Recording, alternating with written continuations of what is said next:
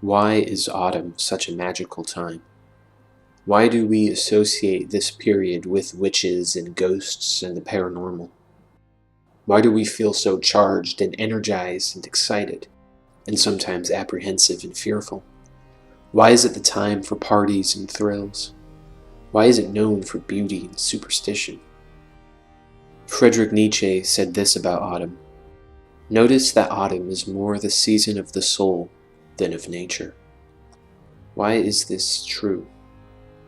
Around the world, from the beginning of human history, autumn has held a special reverence, a season dedicated to the passing of time and the dead, as well as the hope for the future and the spiritual significance of change. Festivals and fertility rituals honoring the dead and exploring life and reproduction give us our modern-day celebrations. Throughout the many cultures, we have Halloween, an Oktoberfest, Samhain, the Buddhist Obon festival, All Saints' Day, the Mexican Day of the Dead. In China, there is a Hungry Ghost festival, the Hindu festival Pitru paksha. In Nepal, there is a Journey of the Crow. And just in general, there are versions and variations from all over going back thousands of years celebrating this time. The door between the living world and the dead is briefly opened. Every culture believes this, and every culture believes the timing is the same. I think I can offer an explanation that in no way takes from the magic of autumn. If anything, this understanding only leads to a more incredible belief of autumn. So this period, mainly between October and November, is the primary season of mushrooms and fungus. Not only do you have the most widespread sacrament in human history growing in this season, the Amanita muscaria, and therefore all the themes of death and resurrection and the spiritual journey, fantastical creatures, and the gods themselves that accompany the sacred mushroom, the mythmaker. So there is that side of it. The most important religious symbol grows during this period in many places in the world. But you also have decomposition occurring at exponential rates. With the shorter and colder days, fungal spores are no longer being destroyed by sunlight as much, on top of having millions of leaves that fall to the ground. So you have the classic mycelium-bearing mushrooms and their releasal of spores. And you have all sorts of other fungi we haven't even discovered, all feasting and distributing spores during this time. This is the season of fungi, who are the decomposers of our world and the maintainers of the ecosystem. They are death incarnate to ancient man. To ancient man, they are death incarnate. Every time we see magic and death and fertility and monsters and spirituality and the passage of souls, anything like that, it's always because of fungus and spores. There are so many spores in the air during autumn that we breathe in, and always align perfectly with all our superstitious and paranormal and mythological beliefs.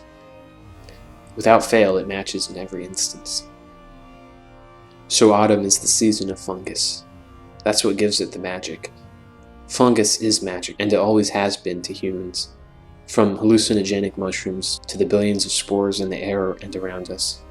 These intelligent beings or organisms that influence so much of our lives, in good and bad ways, grow the most during autumn. The air is charged with spores, and all the typical symptoms of spores are heightened sexuality, perceptions of the underworld, communication with the dead, witchcraft and magical powers, both fear and thrills of the night, and parties and excitement and deep thinking and inner spirituality and femininity. I encourage you, once the leaves have fallen, to take some time and inspect some.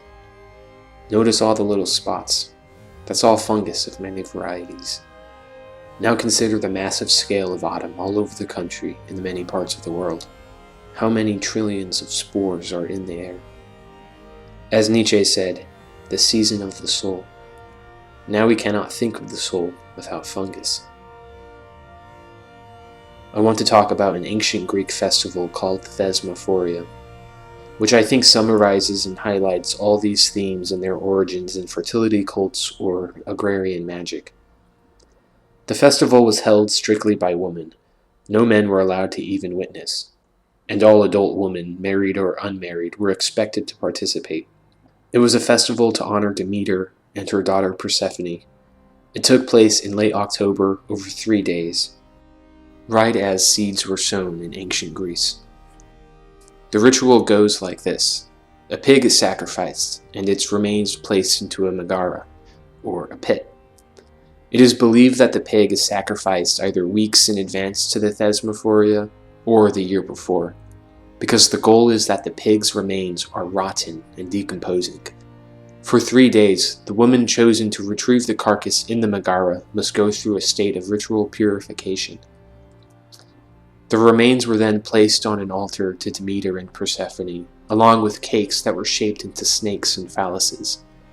After this, the remains were scattered onto the fields where the seeds were newly sown, in the belief that this helped with the harvest. The 3 days play out like this. The first is Anodos. Women are selected to oversee the celebration, and it is believed a sacrifice is made for the ascent of Persephone from the underworld.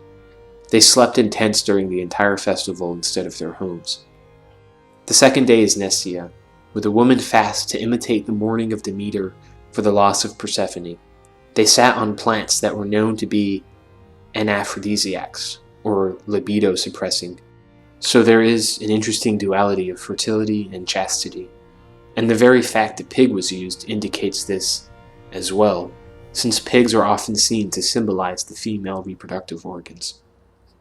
On a similar note, the word porcelain literally means cowrie shell, and its name is a double entendre of both pig and female reproductive skin. So the choice, or the symbolism of using a pig in this fertility ritual is important to the Thesmophoria.